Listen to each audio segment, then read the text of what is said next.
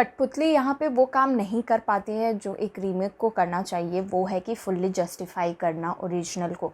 देखो क्या होता है कि काफ़ी रश में ये फ़िल्म आपको देखने को मिलेगी। इनफैक्ट जब आप कल्प्रिट रिवील करते हो या फिर क्लाइमैक्स जो दिखाना चाह रहे हो वो, या फिर जब आप इंट्रोड्यूस करते हो, तो कोई भी इमोशंस को सिंक इन करने का आप टाइम ही नहीं देते हो, या किसी भी सीन्स को जो इतना हीनियस क्राइम कर रहा है एंड इतने बॉडीज़ मिल रहे हैं, वो सारी चीज़ों को आप लाइक इस तरीके से पोर्ट्रे किए हो कि हाँ करनी है और चलते बनना है।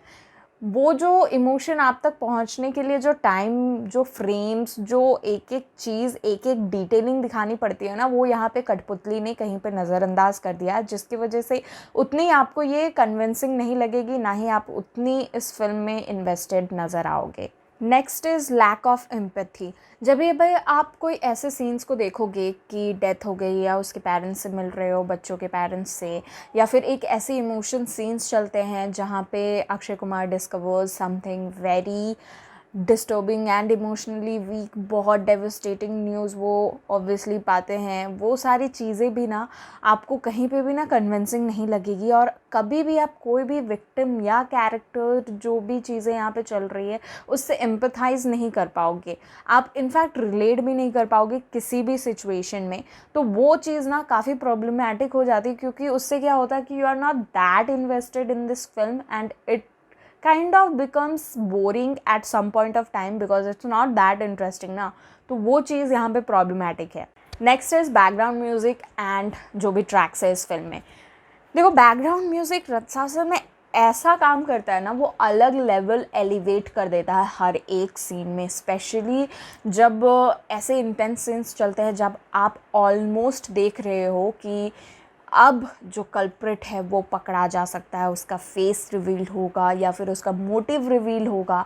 उस वक्त जो एक्साइटमेंट होता है, जो क्लाइमैक्स वाला जो पॉइंट होता है, उसमें जो एकदम हश हश चीज़ आप करके निकल गए हो, वो काफ़ी लाइक इतनी डिसअपॉइंटमेंट चीज़ है, बिकॉज मेन तो वहीं पे इन्हांस करना था एंड बैकग्राउंड म्यूज़िक को वहाँ पे काफ़ी इम्पॉर्टेंट रोल निभाना था, लेकिन यहाँ पे बैकग्राउंड म्यूज़िक भी कोई मदद नहीं कर पाई इस फिल्म के स्क्रीन प्ले को थोड़ी सी भी एलिवेट करने के लिए।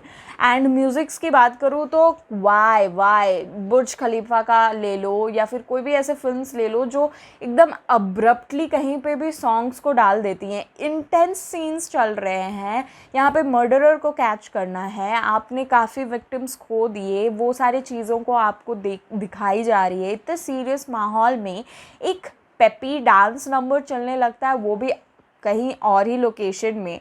How you expect someone to be invested seriously in the film when you do such things. जब भी आप ऐसे फिल्म्स, वेब सीरीज़ या डॉक्यूमेंट्रीज़ की बात कर लो जो अच्छे होते हैं और वो ये पोर्ट्रे करने की कोशिश करते हैं जहाँ पे कोई सीरियल किलर होता है, कोई साइकोपैथ होता है या फिर प्रेडिटर्स लोगों की, तो ये सारी चीज़ें जब पोर्ट्रे करना चाहते हैं ना, तो हर एक कॉमन इंसान के भी दिमाग में यही चलती है कि क्या ऐसा उनके लाइफ में हुआ या व्हाट मोटिवेटेड देम कि वो इतने हीनियस क्राइम कर रहे हैं या फिर वो करने के लिए मजबूर हो गए।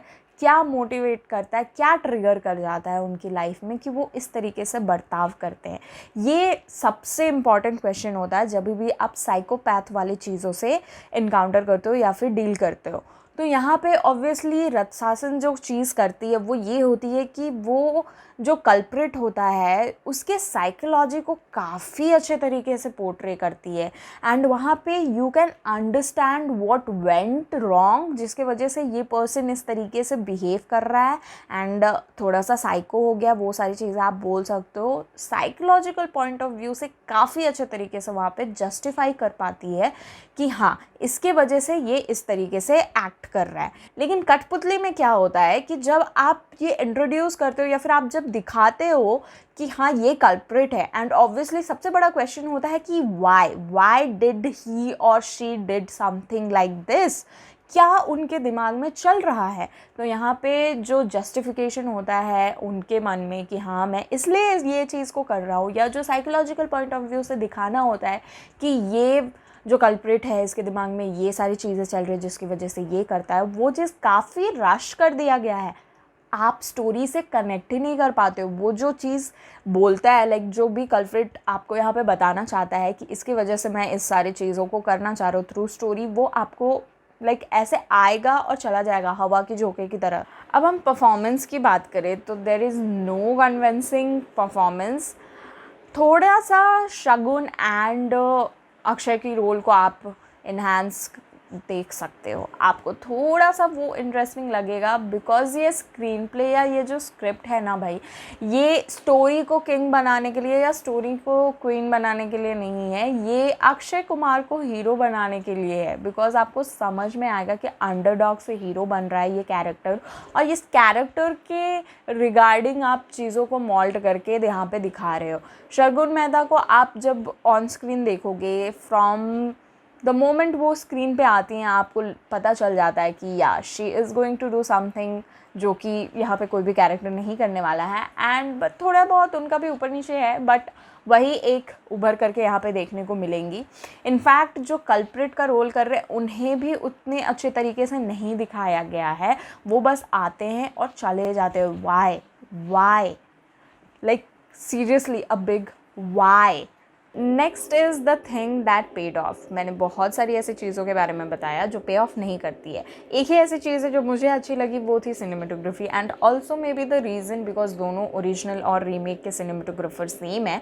एंड यहाँ पे इसलिए मैं ये बोलती हूँ क्योंकि स्क्रीन प्ले को एलिवेट करने में लाइटिंग, सिनेमेटोग्राफी काफ़ी अच्छा रोल निभाता है when it comes to thriller and anything psychological. ठीक है, जब भी आपको इमोशंस या साइकोलॉजी के थ्रू सीन्स दिखाने होते हैं, तब जो ऑब्वियसली विजुअली आप दिखा सकते हो वो काफ़ी इंपॉर्टेंट रखता है। Like a picture speaks 1000 words, तो मूविंग पिक्चर्स कितने वर्ड्स स्पीक करेंगे, जस्ट इमेजिन। तो या that was the review of Kathputli. I hope आपको वीडियो पसंद आई होगी। अगर आपने दोनों मूवीज़ देख रखी है, आप देख लिए हो, तो डू टेल मी कि आपको दोनों में से कौन सी अच्छी लगी। I mean it's an obvious question, but any हूँ डू टेल मी कि आपको वीडियो कैसे लगी। एंड अगर आपको पसंद आए मेरे कंटेंट तो आप ज़रूर चैनल को सब्सक्राइब कर दो एंड बेल आइकन को ज़रूर दबाना, ताकि सबसे पहले जो भी मैं वीडियो डालूँ वो आप तक पहुँचे। एंड या thank you so much for watching this video. This is the host RJ Das signing off. I'll meet you in my next video.